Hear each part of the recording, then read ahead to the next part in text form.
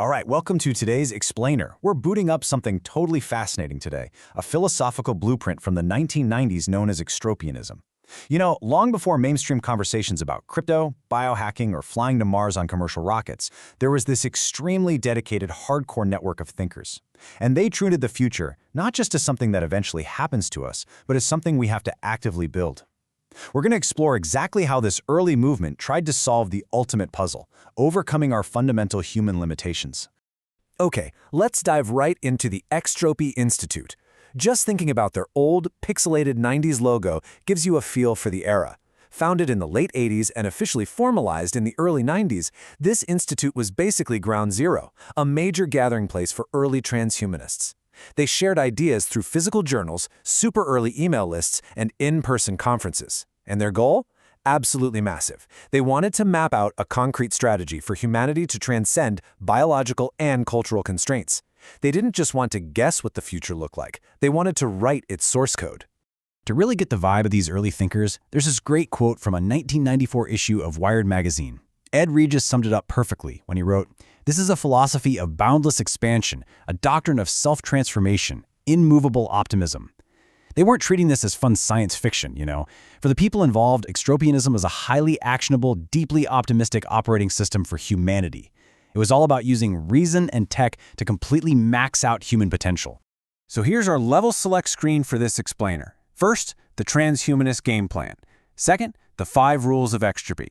Third, hacking the human body. Fourth, unlocking digital cash. And finally, the endgame, the world of 2044. Number 1. The transhumanist game plan. Let's establish the core premise these thinkers built their entire worldview around. Right from the pages of their own journal, they give us a very explicit definition of transhumanism. They call it philosophies seeking the continuation and acceleration of intelligent life beyond its current human form and limitations by means of science and technology. Basically, they firmly believed we shouldn't just sit back and accept our biological lottery. Nope. By using our tools, they argued we could actively steer our own evolution, completely avoid biological stagnation, and push right into a post-human era. Moving on to Section 2, the 5 rules of extropy. Because, every game has rules. And Extropianism operates on a very specific set of core principles that were constantly debated and refined to increase intelligence, information, energy, and life itself. Think of these as the primary stats they wanted to max out. Rule 1. Boundless expansion, meaning unlimited lifespans and smashing physical limits. 2. Self-transformation, always improving physically and intellectually. 3. Dynamic optimism, fueling your actions with positive expectations, not blind faith. 4. Intelligent technology, using science to literally beat natural limits. And 5. Spontaneous order. This one's huge. It means relying on the decentralized evolutionary processes of free markets instead of top-down central planning. Now, to really grasp extropy, we have to look at their arch nemesis. In their framework, the ultimate game-over state is entropy. Extropic purpose is all about the enhancement of life, growth, and a deeply joyous worldview.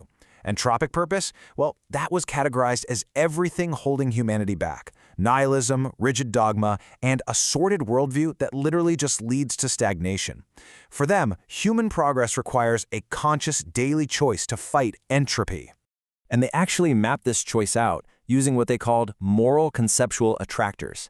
If you map extropic versus entropic purpose on one side and mortality versus immortality on the top, they argued that as we increase our lifespans, moving from mortality toward immortality, we absolutely have to actively choose the top right quadrant. We have to choose the joyous, life-enhancing extropic path. Because if we extend life but keep an entropic mindset, we just fall into a stagnant, miserable existence. Nobody wants that. All right, Section 3, hacking the human body. With the mindset locked in, let's see how Extropians plan to literally upgrade the human avatar. To them, the human body was essentially just version 1.0. Thinkers like FM 2030 pushed hard for what he called de-animalizing ourselves, basically advocating for using synthetic replacements for failing biological parts. And guys, this was not just abstract philosophy. They were actively organizing events like the Cryo 1 Symposium, dedicating entire scientific conferences to biostasis, life extension, and cryonics. They were building the network to try and cure death itself. They were mapping out a massive technological skill tree. If you look through their journals, they're packed with strategies for hitting indefinite biological lifespans. We're talking nootropics, smart drugs, to permanently boost intelligence. They tracked all the latest biotech cures, and of course, they were huge champions of cryonics. The idea was to freeze the body at the moment of clinical death, treating it like an ambulance to the future, with the massive hope that advanced medical tech could one day repair and wake them up. Section 4. Unlocking digital cash. Because upgrading our physical bodies is only half the battle, right? A post-human society desperately needs a modern, decentralized way to transact. And this brings us to their remarkably prophetic views on the economy. In a 1995 issue of Extropia, we were talking way before the Bitcoin white paper even existed, writers were already drafting the architecture for digital currency. Pioneers like Hal Finney, who, by the way, would later become one of the very first contributors to the actual Bitcoin network, were exploring how to use cryptography to create a secure, untaxable economy that lived 100% on the internet.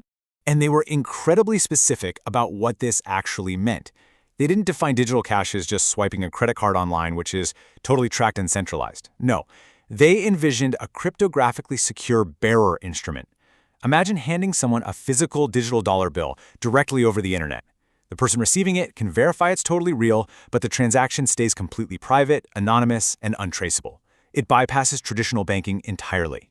This huge technological push was deeply rooted in economic theory. By fusing 90s cryptography with concepts from Nobel laureate Friedrich Hayek's book, The Denationalization of Money, they envisioned a vibrant marketplace of competing private currencies. The explicit goal here: separate money from the state. They argued that stripping national governments of their financial monopolies would massively reduce central power to tax and regulate, which would unleash an era of absolutely unprecedented free market growth. Which brings us to Section 5, the world of 2044. We've looked at their plans for the body and the economy, so where does this all lead? Well, if we look at the actual future forecasts published by Extropians back in the 90s, they predicted that by 2020, over 1 million people would be using anonymous electronic cash. They also aimed for the 2030s to see the first successful reanimations of cryonics patients. And all of this was pointing toward a radically transformed society, the Extropian endgame of 2044, a world defined by massive abundance, vastly extended lifespans, and decentralized power. When you sit back and look at how accurately they anticipated the explosion of digital currency, not to mention the ongoing revolutions in biotech and AI, it really leaves us with one incredibly provocative thought to chew on. Given the insane trajectory of modern technology, are we actually on track? Are we already unwittingly playing out this 1990s Extropian blueprint for the world of 2044? I really hope you found this deep dive into transhumanist history as fascinating as I did. Thanks so much for joining me on this explainer, and keep questioning the future.